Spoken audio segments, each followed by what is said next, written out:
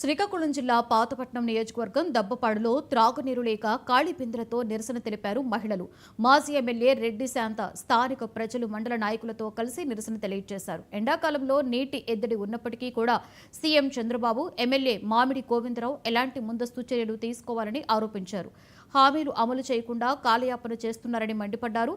11 నెలల పాలన పూర్తి కావస్తున్నా కూడా ప్రజలకు త్రాగునీటి అందించలేని పరిస్థితిలో కూటమి ప్రభుత్వం ఉందన్నారు. ఎంత భయంకరంగా ఉందంటే 11 నెలలు అయింది వచ్చి ఇక్కడ పేద ప్రజలకి నీరు ఎలా అందించాలి, నీరు ఏ విధంగా మీకు అందివ్వాలి, మరి ఏమాత్రం కూడా సౌకర్యం లేదు. ఈరోజు ఎండలు చూస్తే భగవాన్ వెళ్ళిపోతున్నాయి. అందరు ఇక్కడ ఉండేటువంటి గ్రామ ప్రజలందరూ అంటే ఇంకొక్క ఊరనే కాదు, కేవలం ఉదాహరణ మాత్రమే.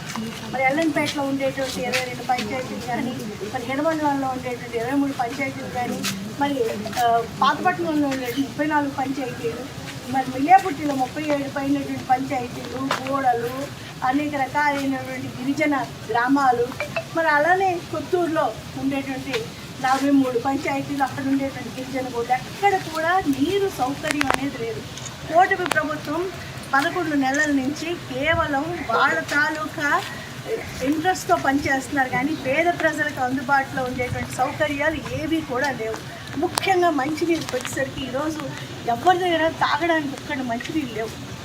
ఇక్కడ పక్కన ఉండే ఏరులో అది కూడా ఎండిపోతుంటే అక్కడ తవ్వుకొని మరీ నీరు తీసుకునేటువంటి ప్రయత్నం. ప్రజలకు అన్ని కష్టాలు పడుతున్నారు. ఏం చేస్తుంది ఈ ప్రభుత్వం? నారా చంద్రబాబు నాయుడు గారు ముఖ్యమంత్రిగా ఏం చేస్తున్నారు? మరి అలానే ఇక్కడ స్థానిక ఎమ్మెల్యే మామిడి గోవిందరావు గారు ఏంటి మీ స్పష్టత ఏంటి, మీ స్పందన ఏంటి?